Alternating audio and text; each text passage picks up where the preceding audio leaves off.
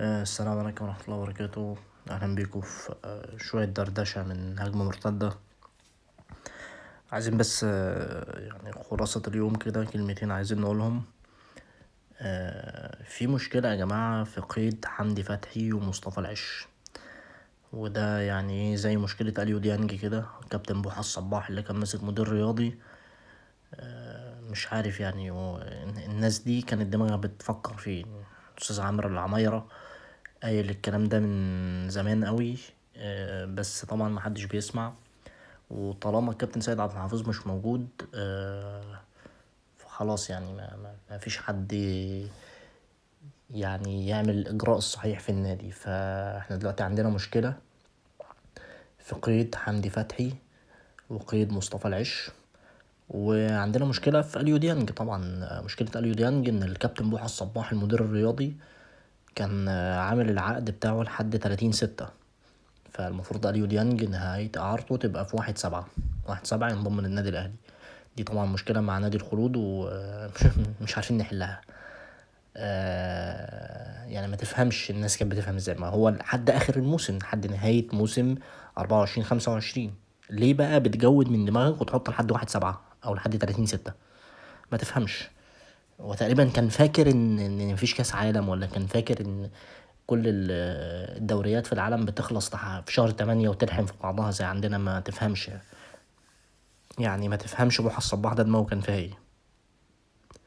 آه، بالنسبة لمشكلة مصطفى العش وحمدي فتحي، مصطفى العش هو نهاية إعارته بنهاية الموسم، فكده مصطفى العش مش معاك.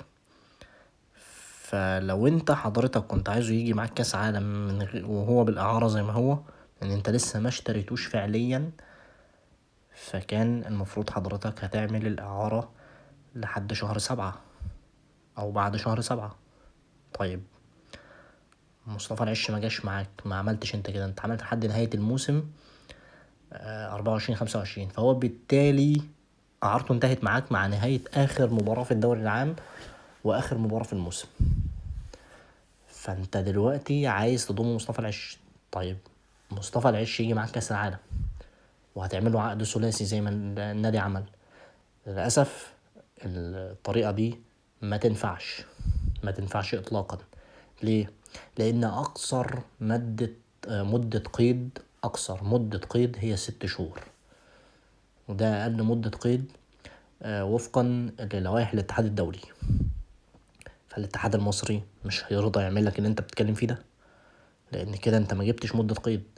وما ينفعش اللعيب ينتقل بين 3 أندية في فترة قيد واحدة، يعني ده هيبقى ميركاتو صيفي، فهو فتح لك ميركاتو استثنائي في 1/6 عشان تضم لعيبة. طيب هيجي معاك لعيب، طب شهر وبعد كده يرجع نادي تاني، ما ينفعش اصلا اللعيب يتنقل في ناديين في ميركاتو واحد. فدي مشكلة مصطفى العش. مشكلة حمدي فتحي هي نفس النظام برضو، يعني اللي هو ايه، انت جايب حمدي فتحي مدة كاس العالم. طب مدة كاس العالم دي ازاي انت جايبه اعارة شهر؟ طيب ما هي دي يا حبيبي مش مدة قيد، يعني دي مش مدة، انت لازم اقل حاجة 6 شهور اللي هو نص موسم. طب ما هو انت ما جبتوش كده، بالتالي مش هينفع يتأيد. بالتالي اللي انت عملته والمجهود اللي انت عملته ضاع. فانت دلوقتي عندك حل من اتنين، عندك حل واحد. يا اما حضرتك هتتفاوض مع زد والوكرة القطري عشان تمد الفترة بتاعتهم ل6 شهور، لان اللعيبة دي مش هينفع تلعب مع اي حد غير معاك انت في الفترة دي. لو تأيدوا عندك مش هينفع يمشوا من عندك غير في شهر واحد في الميركاتو الشتوي الجاي. يا اما حضرتك هتسيبهم يرجعوا لأنديتهم. ده برضه من كوارث الكابتن بوحة الصباح والكابتن الخطيب، وعدم وجود الكابتن سيد عبد الحفيظ، وعدم وجود حد خبير في اللوائح والكلام ده كله. مش عارفين نقول ايه بصراحة، مش عارفين نقول ايه في الوقت اللي انت بتفكر فيه ان نص الملعب عندك ظبط، فحضرتك مش عارف يعني اختيارات وقرارات غلط. طيب النقطة التانية، دي كارثة بقى من الاتحاد نفسه. يعني الاتحاد المصري ما تفهمش هو عايز ايه. هو دلوقتي الاتحاد بيقول ان هو فتح قيد استثنائي للنادي الاهلي وان الاهلي مسموح له يضم اي عدد من اللعيبه الاجانب في القيد ده في كاس العالم. طيب حلو قوي، جميل، جميل قوي. طيب حضرتك قلت لي الكلام ده، وحضرتك عامل عدد الاجانب اصلا 5 لعيبه فوق السن و3 تحت السن. طب ايه، انا هضم اللعيبه الاجانب دول وبعدين؟ طب انا ضميت 10 لعيبه اجانب وهيلعبوا معايا كاس العالم. طب بعد كاس العالم هعمل فيهم ايه؟ ما هو مش هينفع يلعبوا معايا، لازم منهم 5 منهم هيمشوا. طب ما انا مش هينفع اللعيبه دي تمشي تروح تلعب في انديه تانية. لو انا ضمتهم في الميركاتو ده مش هينفع يروحوا يلعبوا في انديه تانية، فهيقعدوا معايا 6 شهور. هم المفروض مش متسجلين معايا، ومش هينفع يتسجلوا في اي نادي تاني وما بيلعبوش. فايه يعني ايه يا جماعه؟ يعني يعني انت الاتحاد بتاعنا ده انا مش عارف والله، هو اتحاد واعي؟ ما خلاص، ما انت بدل ما تقول كده اقفلها، قول لا هو 5 بس، مش هسمح لك بحد تاني. خلاص. ان الانديه اعترضت النهارده، ومنهم النادي الوضيع نادي الزمالك اعترض على اللعيبه الاجانب وكده، فعلى زياده اللعيبه الاجانب. والاهلي كان بيتكلم على ان هو لازم يزود عدد اللعيبه الاجانب لان هو بينافس في منافسات دوليه وكلام من ده. فالزمالك قال لك لا احنا عايزين نقللهم اصلا. فاللي عرفناه يعني من داخل اتحاد الكوره ان خالد مرتجي رد على هشام نصر وقال له انت عشان متعود على المنافسات المحليه، او ان اي حد متعود على المنافسات المحليه فمش فارق مع عدد الاجانب، لكن احنا فارق معانا. فدي كلها مهاترات ما مش مختلفين فيها يعني. لكن الاتحاد يعني هي نقطة غريبة أوي. انت قلت لي مسموح لك بأي عدد من الأجانب، بس بعد كأس العالم أنا عندي 5 لعيبة أجانب بس اللي هيتأيدوا. طب 5 لعيبة أجانب حلو أوي، طب أنا ضميت اللعيبة في الميركاتو ده هعمل فيهم إيه بعد كده؟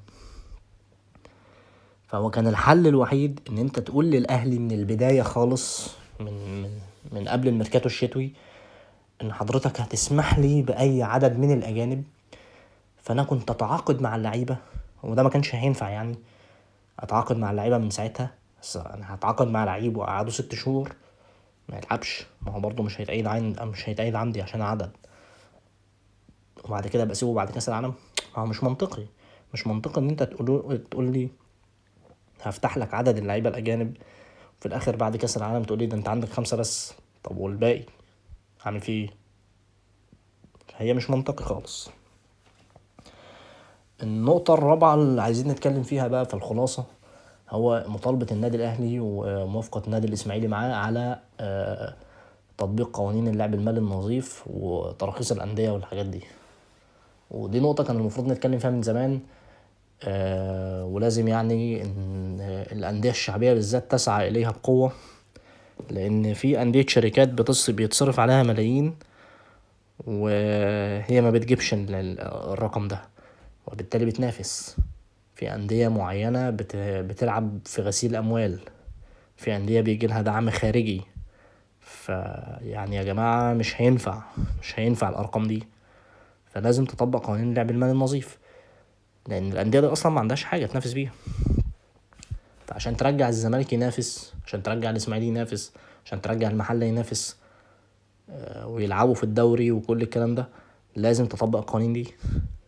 مش هينفع يبقى نادي معين ميزانياته أكتر من 4 مليار جنيه في السنة وفي الآخر من الولا حاجة وهو ما بيجيبهمش. لا، انت المداخيل بتاعتك والمدخلات بتاعتك تبقى من الرعاية والإعلام والمباريات والبث والكلام ده كله، غير كده أي دعم تاني أنا معرفوش. فده لازم يتطبق يعني. لكن خلينا عند المشكلة الأساسية اللي بتواجه الأهلي، هي قيد حمدي فتحي ومصطفى العش وأليو ديانج.